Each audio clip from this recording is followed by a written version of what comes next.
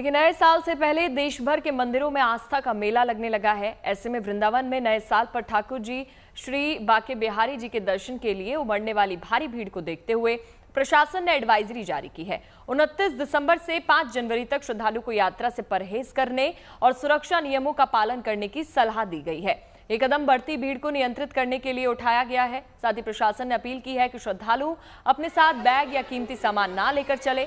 भीड़ से बचने के लिए जूते चप्पल निर्धारित स्थानों पर ही उतारे, जिसकी व्यवस्था मुख्य मार्गों पर की गई है। तो वहीं भीड़ के दबाव को देखते हुए बुजुर्गों, बच्चों, दिव्यांगों और हृदय या श्वास रोगियों को मंदिर में ना आने की सलाह दी गई है। साथ ही बीमार श्रद्धालुओं को अपनी जरूरी दवाइयां साथ रखने की भी अपील की है।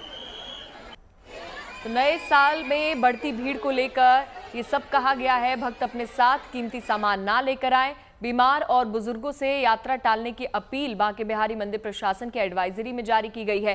साथ ही जरूरी दवाएं साथ लेकर ही यात्रा करने को लोगों को कहा है। जो बुजुर्ग हैं, बच्चे हैं, उनसे खास अपील की गई है कि वो वृंदावन ना आए।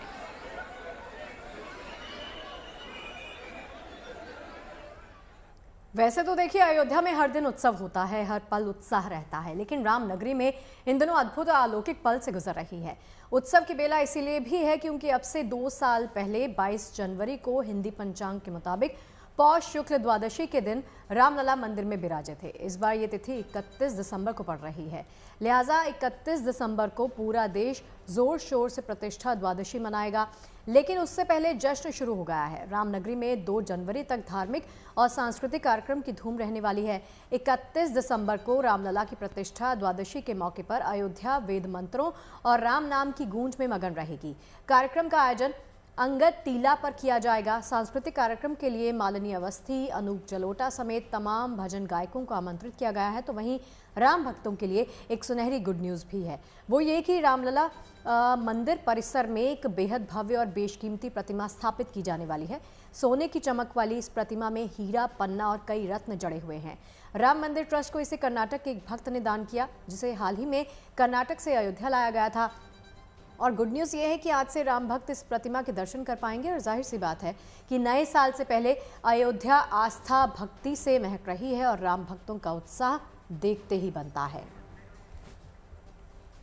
दिसंबर का आखिरी महीना चल रहा है, साल का आखिरी महीना चल रहा है। उस वक्त जो है भगवान राम के चरणों में वो भक्त नजर आ रहे हैं। यहाँ पे जो सैलाब है, लोग यहाँ पे भीड़ है, श्रद्धालु यहाँ नजर आ रहे हैं। आप हमारे पीछे देख सकते हैं, जो भीड़ है वो उत्साह का माहौल है। अयोध्या की राम नगरी में लगातार यहाँ जोरदार जो श्रद्धालु हैं यहाँ नजर आ रहे हैं और यहाँ पे सुरक्षा के कड़े इंतजाम किए गए हैं। यहाँ पे लगातार जो है सबके बैग और झोले से लेकर हर एक चीज को चेकिंग किया जा रहा है ताकि सुरक्षा में कोई चूक ना हो, क्योंकि रक्षा मंत्री का भी आगमन 31 दिसंबर की वो तारीख है जिस दिन यहाँ पे होने वाला है। उसको लेकर काफी यहाँ पे सुरक्षा जो है चाक चौबंद कर दी गई है। और लगातार आप देख रहे हैं जितने श्रद्धालु यहाँ पे आ रहे हैं सबके बैगों की लगातार यहाँ पे चेकिंग देखने को मिल रही है।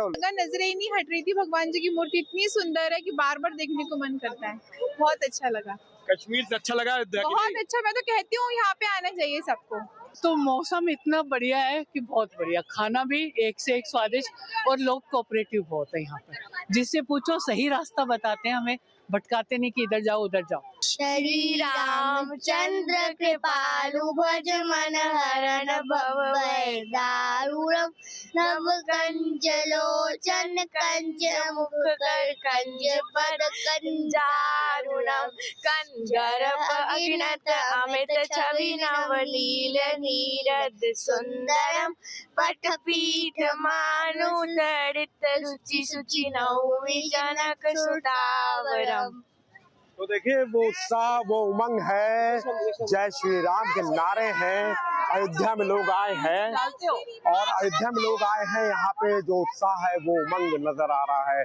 साल का आखिरी महीना है, लोग रामलला के दर्शन से शुरुआत करना चाहते हैं। अयोध्या से मयंक शुक्ला।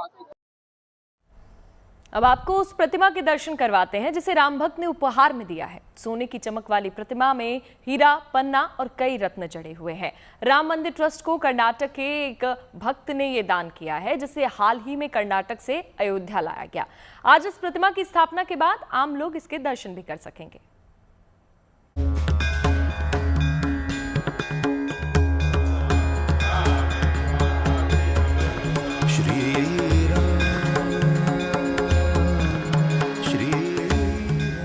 कर्नाटक से अयोध्या पहुंची प्रभु श्री राम की एक विशाल और अत्यंत सुंदर प्रतिमा जो 24 कैरेट स्वर्ण पत्र, माणिक, पन्ना, मोती, मूंगा, हीरे से जड़ित है। 10 फीट ऊंची ये श्री राम की मूर्ति कर्नाटक की पारंपरिक शिल्पकला और तंजावुर पेंटिंग शैली से प्रेरित है। प्रभु श्री राम की भक्ति और भारतीय पारंपरिक कला शिल्प का प्रतीक ये श्री राम प्रतिमा श्री राम मंदिर और रामनगरी की शोभा बढ़ाने वाली है, क्योंकि आज राम मंदिर परिसर में इसकी प्राण प्रतिष्ठा होगी और स्थापना के बाद सभी राम भक्त इसका दर्शन लाभ ले सकेंगे।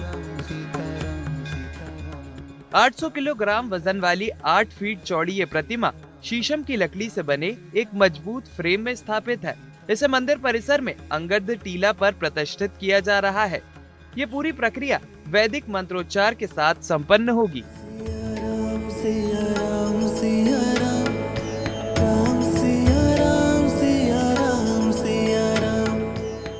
कर्नाटक से अयोध्या को मिली इस प्रतिमा की स्थापना एक बड़े 5 दिवसीय उत्सव का हिस्सा है, जो रामलला की प्राण प्रतिष्ठा की दूसरी वर्षगांठ के रूप में आज से 2 जनवरी 2026 तक मनाया जा रहा है।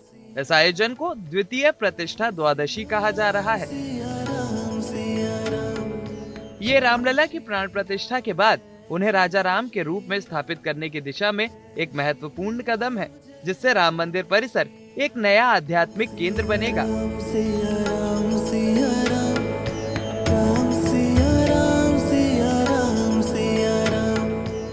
प्रतिमा की स्थापना के इस भव्य अवसर पर देश भर से संत, धार्मिक नेता और भक्तों की मौजूदगी रहेगी। Bureau report, good News today.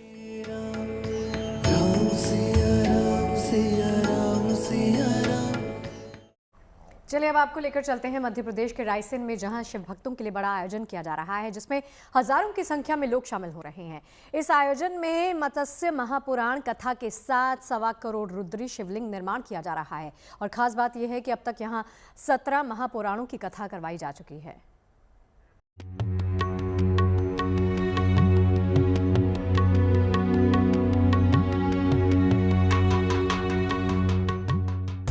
विशाल पंडाल में शिव की भक्ति में लीन हजारों लोग मंत्रोच्चार के बीच रुद्र शिवलिंग का निर्माण कर रहे महादेव के भक्त। महापुराण की कथा का भव्य आयोजन। यह है मध्य प्रदेश में रायसेन का उदयपुरा। यहाँ 17 साल से हर साल की तरह महादेव के भक्तों का मेला लगा हुआ है। बड़ी तादाद में आए भक्त रुद्र शिवलिंग का निर्माण कर रहे हैं। अब तक 50 लाख से ज्यादा रुद्री शिवलिंग का निर्माण हो चुका है। शिव के भव्य स्वरूप नजर आ रहे हैं।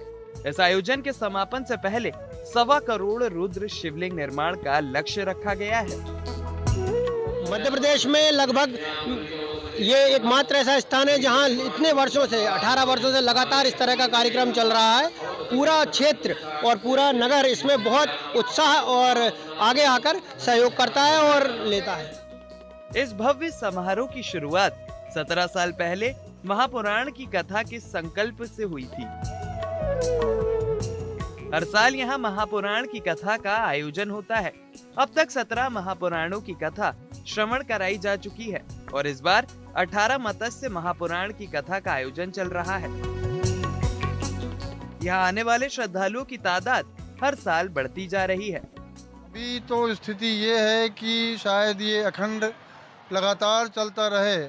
पहले जरूर 18 वर्ष का था, लेकिन अब इसके समापन की तिथि कोई नहीं होगी ऐसा प्रतीत हो रहा है और ये सामाजिक विकास इसके परिणाम का सूचक है। इस बार लिंग पुराण के साथ ही 1.25 करोड़ रुद्री शिवलिंग निर्माण का लक्ष्य रखा गया है।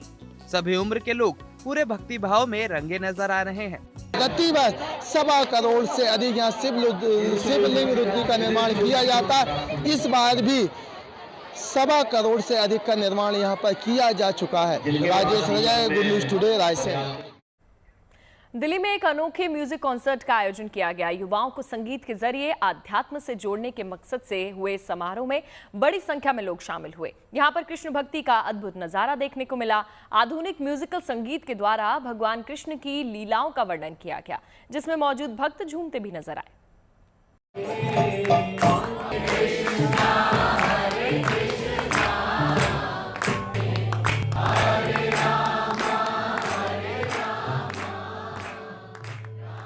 कृष्ण भक्ति का अद्भुत नजारा।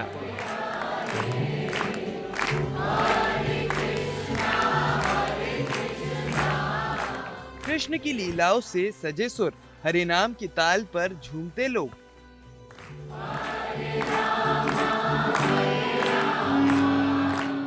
दिल्ली में लोक कला के मंच पर अनोखी पेशकश, गिटार की धुन के साथ भक्ति के राग अलग ही कहानी बयां कर रहे हैं।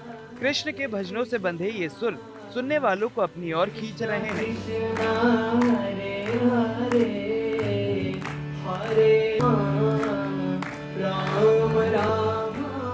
युवाओं को अध्यात्म की ओर जोड़ने के मकसद से इस कीर्तन कॉन्सर्ट का आयोजन किया गया है। अनहद नाद एक्सपीरियंस नाम से इस आयोजन में ईशान और उनकी टीम ने जमकर समा बांधा। कृष्ण लीला के भजनों ने युवाओं में जोश भर दिया।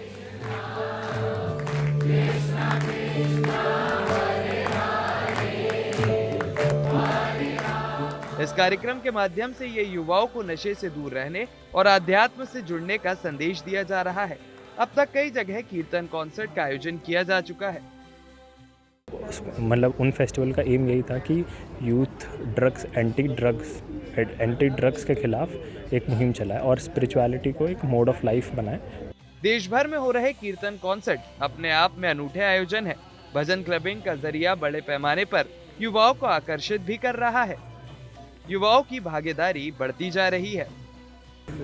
मैं बहुत सारे कीर्तन कॉन्सर्ट अटेंड करे हैं। ये अनहद नाद बैंड का जो कॉन्सर्ट था, इसका एक्सपीरियंस कुछ अलग ही था, काफ़ी एपिक एक्सपीरियंस था। कुछ नया मैंने पहली बार सुना, स्टोरी टेलिंग के साथ साथ कीर्तन, तो एक कनेक्टिविटी फील हुई भगवान के साथ, तो बहुत नेक्स्ट लेवल एक्सपीरियंस था। हर उम्र के लोग कीर्तन कॉन्सर्ट के प्रवाह में खुद को जोड़ते हुए नजर आए। ऐसे में आयोजन के जरिए युवाओं की सकारात्मक सोच को मजबूती देने की पहल की जा रही है। दिल्ली से Ashutosh Kumar, good News today.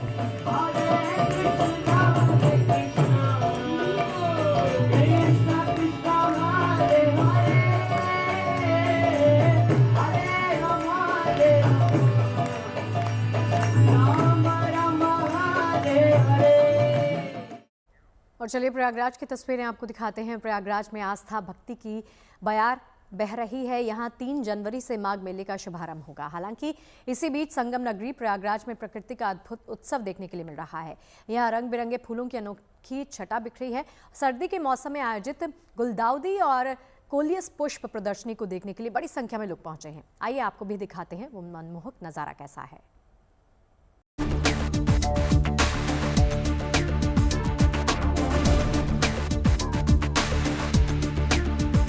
नए साल के स्वागत के लिए सजी संगम नगरी प्रयागराज, रंग बिरंगे फूलों से महकी कुंभ नगरी, प्रयागराज का चंद्रशेखर आजाद पार्क हर साल की तरह इस बार भी खूबसूरत फूलों से गुलजार है। सर्दी के मौसम में रंग बिरंगे फूलों से हिल स्टेशन का एहसास हो रहा है। इस सुंदर नजारे को देखकर लोगों के चेहरे फूलों की तरह खिल रहे हैं। बहुत सुंदर दृश्य लग रहा है और इतना सुहाना मौसम है और इस तरीके से यहाँ पे फूलों को देख करके बहुत सुंदर लग रहा है। बहुत ही अच्छा लग रहा है यहाँ पे हम लोग आए हुए हैं यहाँ देखने से, दूर दूर से लोग देखने पे आए हैं। लग रहा है जैसे हम लोग कहीं कश्मीर की वादियों के तरफ ही बढ़ रहे हैं। 2 दिवसीय प्रदर्शनी में गुलदाउदी की 20 और कोलियस की 18 प्रजातियां प्रदर्शित की गयी। इस बार 85 प्रतिभागी प्रदर्शनी में शामिल हुए। देखिए इसका उद्देश्य यही है कि लोगों की तो इसके कोलियस और गुलदाउदी के प्रति रुचि बढ़े और जो उत्पादन करने वाले हैं उनको प्रोत्साहन मिले। इन फूलों को देखकर हर कोई खिंचा चला आ रहा है। लोग रंग बिरंगे फूलों के साथ सेल्फी और फोटो लेते नजर आए। पुष्प प्रदर्शनी में आकर बेहद खुश है और तरह तरह के जो फूल इन्होंने देखे तो इनका मन एकदम खुश होकर के इस फूल प्रदर्शनी में यहाँ पर आप देख सकते हैं कि जो महिलाएं हैं वो सेल्फी भी ले रही हैं और यहाँ पर इस प्रदर्शनी को देखकर खुश भी हो रही हैं। पंकज श्रेष्ठ, प्रयागराज, गुड न्यूज टुडे। चलिए अब बात कर लेते हैं जयपुर की चर्चित डिजाइनर आशना वासवानी की। आशना ने अपनी लेटेस्ट कलेक्शन रेंज जारी की और उसका नाम दिया है देवी ड्रेप्स 2.0। ये कलेक्शन महज कपड़ों की एक नई रेंज नहीं है बल्कि भारतीय नारी की शक्ति की कहानी भी है।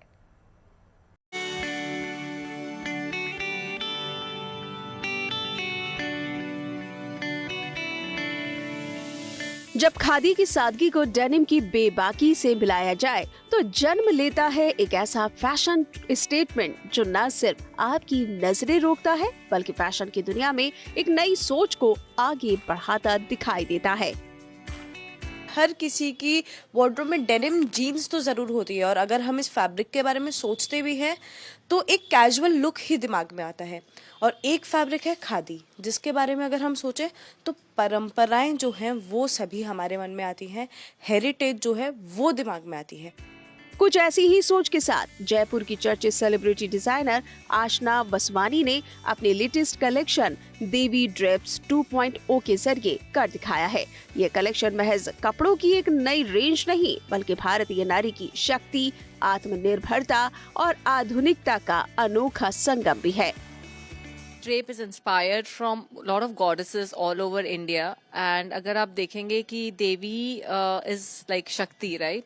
So basically it was for women empowerment, and that's what our focus was. And we've used fabrics like denim, khadi, kota doria, and gold silk jacquard.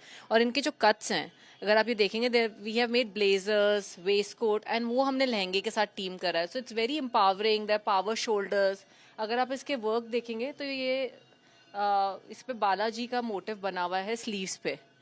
सो ये बहुत ही एम्पावरिंग है। और अगर आप साउथ में बालाजी के उसमें जाएंगे तो उसके अंदर आप देखेंगे लक्ष्मी का, वहाँ पे उनके जो बालाजी टेम्पल है उसके अंदर जो उनकी जो मूर्ति है नीचे आपको लक्ष्मी का फिगर देगा। So this was very inspiring for me कि how the power of devi and how the power of women rules the world. So I as soon as you wear this, जैसे ही आप ये पहनते हैं तो आपको ऐसा लगता है you'll feel empowered, you'll feel powerful। इसके अंदर हमने टाइज बनाई हैं, we have made lot of other things। हमने इसमें साड़ीज, लहंगा सब तरह का बनाया है। Then we launched, ये सब ब्राइड्स के लिए भी हमने डेनिम में वर्क करा है। सो ये डेनिम का ऐसे बस्टियर है, ये पूरा, ये इसके ऊपर केप है, ये पूरा हैंड पेंटेड है। सो ये मिनिएचर आर्टिस्ट है जो हमारे पास जयपुर के मिनिएचर आर्टिस्ट वो वर्क करते हैं हमारे लिए, एंड वो पूरा ऐसे हैंड पेंट करते हैं। तो ये पूरी स्टोरी है अराउंड द टेम्पल। आमतौर पर डेनिम को कैजुअल और स्ट्रीट फैशन तक सीमित माना जाता है और खादी को पारंपरिक कुर्ते या फिर साड़ी की सीमा में बांध दिया जाता है, लेकिन यहाँ पर दोनों फैब्रिक के फ्यूजन से शानदार डिजाइन बनाए गए हैं।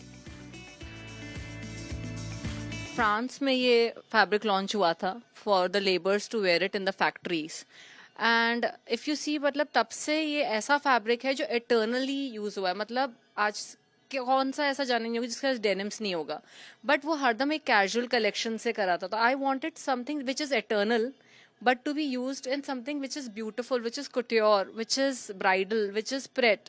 और वो आज तक किसी ने इनको प्रेट या couture या कोई भी ब्राइड ने अपने फंक्शंस में डेनिम पहन के लहंगा नहीं पहना होगा। So even if you look at this, ये पूरा बस्टियर जो है हमारा डेनिम पे वर्क करा हुआ है। इसके अंदर भी पूरे हैंड पेंट करा है। ये डेनिम के फ्रिंजेस हमने पूरे यूज करे हैं। बेल्ट भी पूरा डेनिम पे है। And so something that is eternal, which is it's a powerful fabric again. A denim is such a powerful fabric, eternal fabric. So I wanted that eternal feel with my in my fabric, like gold is eternal, denim is eternal, then kota doria, khadi, all these fabrics are very strong fabrics and which have been coming from years, but they are not put together and used in different ways. आशना का देवी drapes collection denim और खादी के fabrics को luxury, print और high fashion के मंच पर एक नए आत्मविश्वास के साथ प्रस्तुत करता है। इस कलेक्शन में caps, corsets, bralettes, sheer skirts, power blazers और स्ट्रक्चर्ड सिलुएट्स शामिल है। साथ ही गोल्ड, आइवरी और ब्लू डेनिम के रॉयल टोन इस कलेक्शन को एक ऐसा ग्रेस देते हैं जो परंपरा और आधुनिकता के बीच एक खूबसूरत संतुलन रचता है। इस कलेक्शन की एक और खास बात ये भी है कि इसमें प्री ब्राइडल और एथनिक वेयर के साथ साथ मेंस वेयर और पेट्स के लिए कुत्ता कुट्योर नाम से एक अनोखा सेगमेंट भी शामिल किया गया है जो इसे और ज्यादा एक्सपेरिमेंटल और फॉरवर्ड थिंकिंग बनाता है। डेनिम और खादी के साथ जो इन्होंने कॉम्बिनेशन बनाया है, इसमें केप्स हमें दिखे हैं, फॉर्मल्स मिले हैं और फ्यूजन इंडियन वेयर मिला है, प्री ब्राइडल वेयर इन्होंने बनाया है। काफ़ी कुछ ऐसा जिसके पीछे एक खास कहानी जुड़ी है। और इस तरीके का कलेक्शन की अगर आप एक बार पहने तो उसको अगली बार सेम तरीके से नहीं, अगली बार अलग तरीके से ही पहनेंगे। ये कलेक्शन उन्होंने इस तरीके से लॉन्च किया है। देवी ड्रेप इसका नाम है, जो हर एक पीस अपनी कहानी बता रहा है। कैमरामैन निखिल के साथ rhythm Jain, good news today Jaipur. देखिए, आज के समय में अगर किसी को बुखार, गले में दर्द, खांसी या इन्फेक्शन हो जाए तो सबसे पहले दिमाग में यही आता है, एक एंटीबायोटिक ले लेते हैं, सब ठीक हो जाएगा। यही सोच अब हमारे लिए सबसे बड़ा खतरा बनती जा रही है, क्योंकि एंटीबायोटिक दवाएं बेअसर होने लग गई हैं। इसे एंटी माइक्रोबियल रेजिस्टेंस यानी AMR कहा जाता है। इसी पर ICMR की ताज़ा रिपोर्ट का हवाला देकर प्रधानमंत्री मोदी ने इंस्टाग्राम पर एक वीडियो शेयर किया है और लोगों को AMR के खतरे से अलर्ट किया है। PM ने कहा है कि ICMR की रिपोर्ट के मुताबिक एंटीबायोटिक दवाएं अब UTI, निमोनिया और कई दूसरी बीमारियों के खिलाफ कमज़ोर साबित हो रही हैं। ये बात सिर्फ डॉक्टरों या सरकार के लिए नहीं, बल्कि हम सभी के लिए बेहद चिंताजनक है। प्रधानमंत्री ने साफ शब्दों में कहा कि एंटीबायोटिक कोई ऐसी दवा नहीं है जिसे बिना सोचे समझे खा लिया जाए। रिपोर्ट के मुताबिक इसका सबसे बड़ा कारण है लोगों का बिना डॉक्टर की सलाह के एंटीबायोटिक का सेवन करना। आजकल लोग मानने लगे हैं कि एक गोली से हर बीमारी ठीक हो जाएगी, जबकि सच्चाई इससे बिल्कुल उलट है। तो जाहिर सी बात है, प्रधानमंत्री नरेंद्र मोदी ने कल मन की बात में भी इसका जिक्र किया था।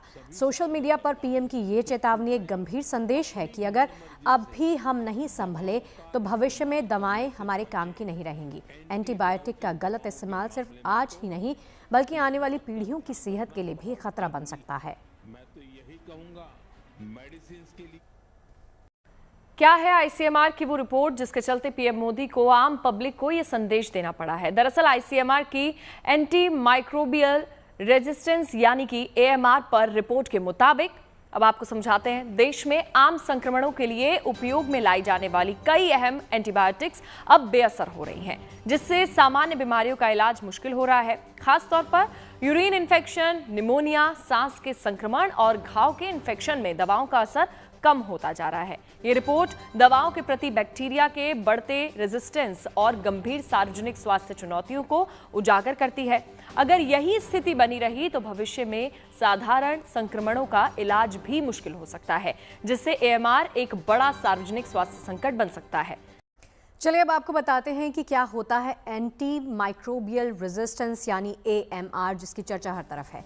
ये एक ऐसी स्थिति है जब माइक्रोब्स यानी बैक्टीरिया, वायरस या फंगस दवाओं के असर को खत्म कर देते हैं और उन पर कोई दवा का असर नहीं होता। इसमें एंटीबायोटिक, एंटीवायरल, एंटी फंगल और एंटी पैरासिटिक रेजिस्टेंस शामिल है। एंटीबायोटिक दवाएं बैक्टीरिया से होने वाली बीमारियों के इलाज के लिए बनाई जाती हैं, लेकिन जब इन्हें गलत तरीके से अधूरी खुराक में या बिना ज़रूरत के लिया जाता है तो बैक्टीरिया इन दवाओं के खिलाफ खुद को मजबूत बना लेते हैं। इस स्थिति को ही AMR एंटी माइक्रोबियल रेजिस्टेंस कहा जाता है। लेकिन नए साल की दस्तक के साथ ही देश के पहाड़ी इलाकों में सैलानियों की रौनक लौट आई है। अब इस समय कश्मीर के गुलमर्ग से लेकर उत्तराखंड के औली तक फिजाओं में सिर्फ सफेद बर्फ की चादर सैलानियों की खुशी बिखरी है। कुदरत ने भी नए साल के जश्न में कोई कोर कसर नहीं छोड़ी। पहाड़ों पर हुई ताज़ा बर्फबारी ने पर्यटकों के लिए सोने पर सुहागा वाला काम कर दिया है। गुलमर्ग में चिल्लई कलां की ठंड के बीच में कहवा की चुस्कियां ली जा रही हैं, तो नैनीताल और मसूरी की सड़कों पर हैप्पी न्यू ईयर की गूंज सुनाई दे रही है।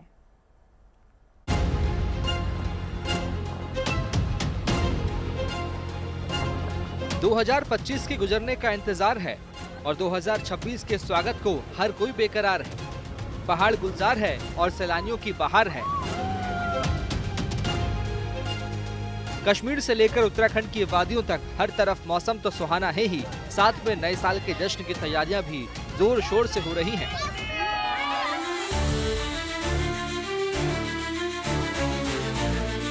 पहाड़ों पर बर्फबारी की रौनक के साथ ही नए साल के जश्न को लेकर पर्यटकों का जोश हाई है। उत्साह, उमंग और उल्लास की ये तस्वीरें वादी ए कश्मीर के गुलमर्ग की है, जहां क्रिसमस से शुरू हुआ सेलिब्रेशन न्यू ईयर तक जारी रहने वाला है। यानी नए साल का स्वागत स्वैग से होने वाला है, क्योंकि गुलमर्ग के ज्यादातर इलाके बर्फबारी के बाद सफेद चादर से ढके हैं। ऐसे में सैलानियों के चेहरे खिले हैं और जश्न दोगुना होने वाला है। कश्मीर का जिक्र हो और श्रीनगर की डल झील की खूबसूरती की बात ना हो, ऐसा मुमकिन नहीं है। भले ही श्रीनगर में बर्फबारी ने अब तक दस्तक नहीं दी है, लेकिन ऊंचाई वाले इलाकों की बर्फबारी का असर श्रीनगर तक है। डल झील में शिकारे इसकी एक वानगी है।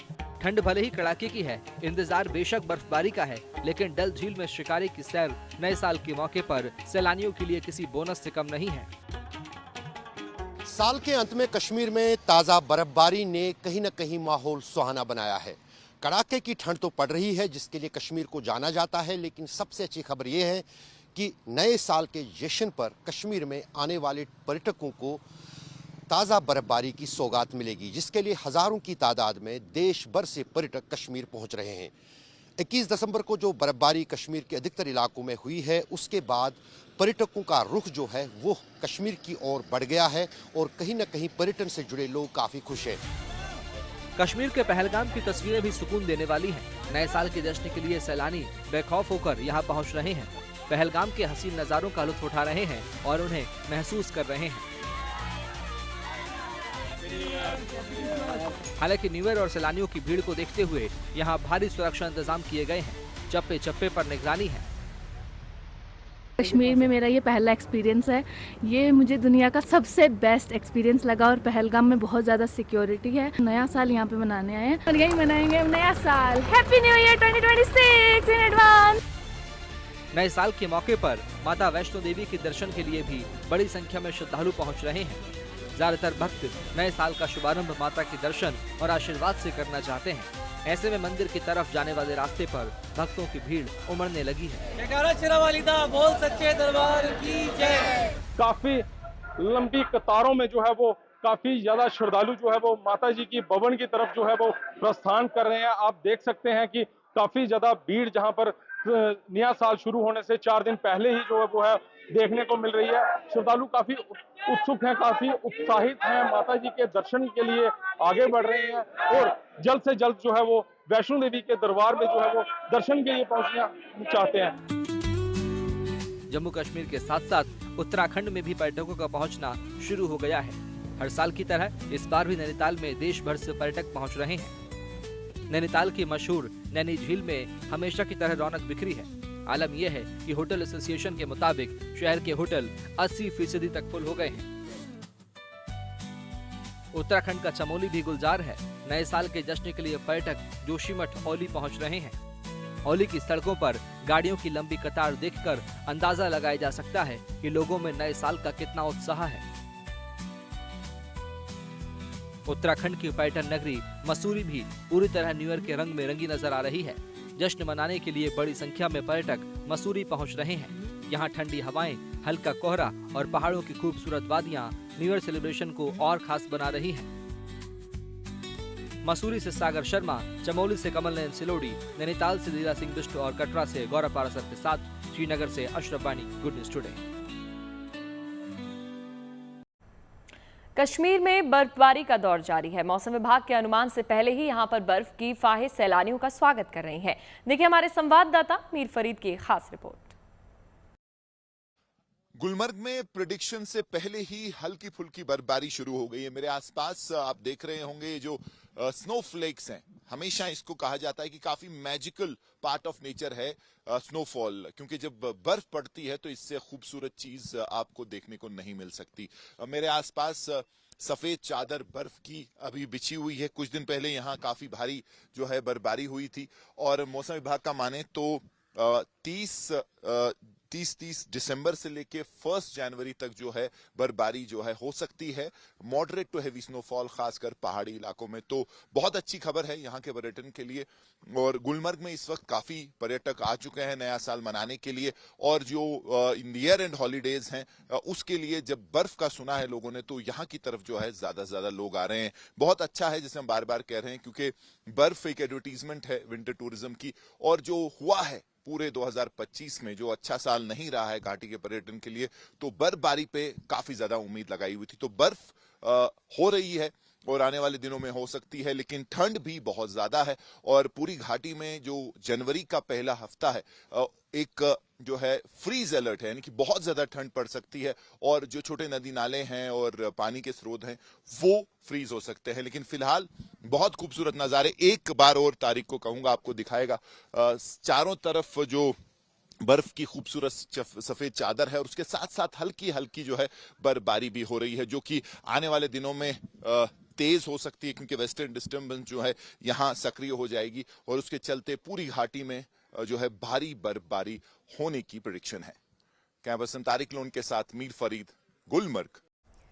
लेकिन नए साल के जश्न की तैयारी सिर्फ पहाड़ों पर नहीं हो रही, बल्कि मध्य प्रदेश राजस्थान में भी खास तैयारी हो रही है। पश्चिमी भारत के राज्यों में तमाम पर्यटक स्थल पर सैलानियों की संख्या लगातार बढ़ती जा रही है।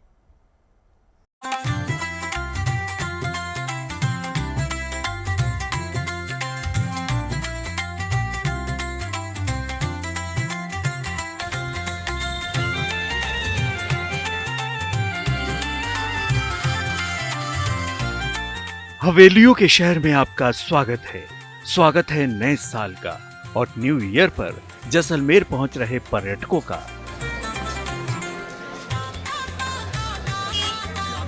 2025 की विदाई करीब है, महज कुछ दिन ही बाकी हैं। इसके साथ ही 2026 दस्तक देगा।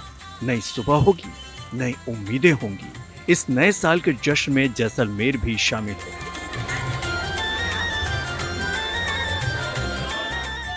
राजस्थान की ये पर्यटन नगरी सैलानियों का वेलकम कर रही है।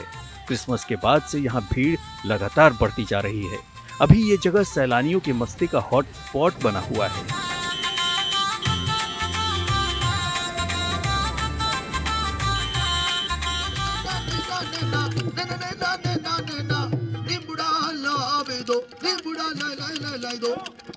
जैसलमेर मेहमानों की खातिरदारी कर रहा है। मरुभूमि में देसी विदेशी सैलानी पहुंच रहे हैं ताकि नए साल के सेलिब्रेशन को जी सकें। अब तक देश दुनिया से हजारों की संख्या में पर्यटक जैसलमेर पहुंच चुके हैं और अभी पहुंचने का सिलसिला नॉन स्टॉप जारी है। स्वर्ण नगरी के नाम से मशहूर इस शहर के विश्वविख्यात टूरिस्ट स्पॉट सोनारी कले का हाल देखिए। यहाँ पहुंचे पर्यटकों को भी ऐसी भीड़ का अंदाजा नहीं रहा होगा। तो मेरा कब से प्लान था कि जैसलमेर और जोधपुर घूमने का, तो कितने सालों के बाद ये मेरा मतलब मनोकामना पूरी हुई। उसके बाद यहाँ आने के बाद मुझे लगा कि इनका कल्चर काफ़ी वाइब्रेंट है और काफ़ी अच्छा है। ऐसा लग रहा है कि हम एक ऐसे माहौल में आ गए हैं तो शानदार, पूरी जैसे ऐसे लग रहा है कि पूरे इंडिया यहाँ पर आ गया है। बहुत ज़्यादा भीड़ है और ये किला है पुरातत्व विभाग का, बहुत पुराना, बहुत शानदार बनाया गया है, जिसकी मतलब हम कल्पना नहीं कर सकते थे। ऐसा ये हमारे को नज़ारा दिख रहा है। रहे थे घूमने का, बहुत अच्छा लग रहा है। यहाँ अच्छे घूमने की जगह है और काफी टाइम से प्लान कर रहे थे हमारे दोस्त, हम एक साथ घूमने के लिए आए हैं। बहुत अच्छा फील हो रहा है।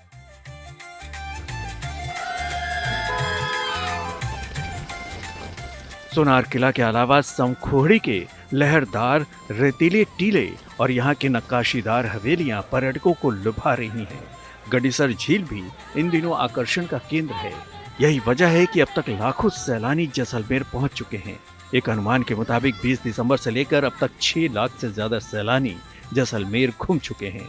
न्यू ईयर के लिए ये सिलसिला अभी थमा नहीं, लिहाजा प्रशासन भी पूरी तरह से अलर्ट है। टूरिस्ट चूँकि बहुत ज़्यादा हैं इस बार आवक में, तो वहाँ पे भीड़ ज़रूर है, लेकिन जो भी इस तरह के 400-500 पॉइंट्स हैं किले के या गडीसर लेक के जो पॉइंट्स हैं, तो वहाँ पे जाब्ता और इंचार्जेस तैनात हैं। और बाकी जो विभाग हैं सिविल डिफेंस के या मिलिट्री के, उनके साथ भी हम समन्वय में हैं कि जो भी टूरिस्ट हैं उनको एक सेफ और मेमोरेबल मेमोरीज यहाँ से। राजस्थान का पाली भी पर्यटकों के लिए फेवरेट सेंटर बना हुआ है। नए साल के लिए भीड़ पाली में दस्तक दे रही है। हालात ये हैं कि वहाँ के सभी होटलों में बुकिंग करीब पूरी हो चुकी है। इन दिनों राजस्थानी संस्कृति की झलक दिख रही है। पाली पहुंचे पर्यटक स्थानीय व्यंजन और लोक नृत्य के मुरीद हैं। राजस्थान के अन्य पर्यटक स्थल भी इन दिनों गुलजार हो चुके हैं। सभी को इंतजार है नए साल का। जैसलमेर से विमल भाटिया और पाली से भारत भूषण जोशी के साथ bureau report, good News today. चलिए अब रुक करते हैं दार्जिलिंग का, जहां नए साल का जश्न जोरों पर है। क्रिसमस के बाद से ही दार्जिलिंग की पहाड़ियों में सैलानियों की रौनक दिख रही है। देश ही नहीं बल्कि विदेशों से भी पर्यटक यहां पर न्यू ईयर सेलिब्रेट करने पहुंचे। वजह है यहां का सुहाना बर्फीला मौसम और कंचनजंगा पर्वत श्रृंखला का साफ नजारा, जो इन दिनों सुबह के वक्त आसानी से दिख रहा है। होटल मालिक और पर्यटन से जुड़े कारोबारी खुश हैं, क्योंकि विदेशी सैलानियों की वापसी ने पर्यटन कारोबार को एक नई उम्मीद दी है। अब देखिए कुछ ऐसा ही नज़ारा गोवा का भी है, जहां नए साल के जश्न के लिए लाखों पर्यटक पहुंच चुके हैं। क्रिसमस और नए साल के उत्सव के लिए गोवा हमेशा से ही पर्यटकों का पसंदीदा स्थान रहा है। शुक्रवार तक गोवा में 5.5 लाख लोग आ चुके हैं। 29 से 30 दिसंबर के बीच में ये संख्या बढ़कर लगभग 10 लाख तक पहुंच सकती है। गोवा में होटल फिलहाल 80 से 90% तक भर गए हैं। गोवा के चर्च, मंदिर, तटीय क्षेत्रों में पर्यटकों की भारी भीड़ देखी जा सकती है। फिलहाल यातायात विभाग और पुलिस विभाग शराब पीकर गाड़ी चलाने वालों के खिलाफ सख्त कार्रवाई कर रहा है।